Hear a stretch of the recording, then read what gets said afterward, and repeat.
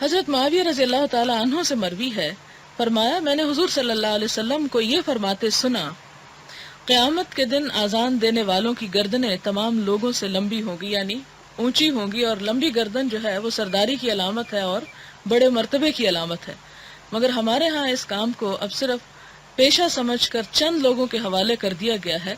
ہم میں سے کوئی ماں اپنے بچے کو اس کے لیے تیار نہیں کرتی اور نہ ہی اس کام کو قابل فخر سمجھا جاتا ہے، جبکہ اذان کی ایک اور فضیلت بھی ہے کہ جہاں جہاں تک آواز پہنچتی ہے قیامت کے دن وہ ساری جگہیں انسان کے حق میں گواہی دیں گی۔ حضرت عبداللہ بن عبد الرحمن بن صعصع سے مروی ہے کہ حضرت ابو سعید خدری رضی اللہ تعالی عنہ نے ان سے فرمایا،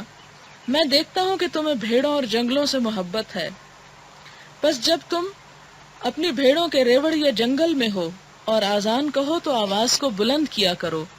کیونکہ مؤذن کی آواز کو جو جن، انسان یا کوئی اور شے سنے وہ قیامت کے دن اس کی گواہی دے گی۔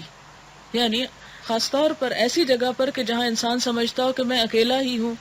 اور مجھے صرف اپنے لیے اذان کہنی ہے اور کس کو سنانا ہے، کوئی بھی سننے والا نہیں، تو بھی وہاں تکبیر بلند کرنی چاہیے۔ اگر کوئی انسان سننے والا نہیں تو حیوانات یا جمادات میں سے کوئی بھی چیز جو سنے گی وہ انسان کے حق میں گواہی دے گی۔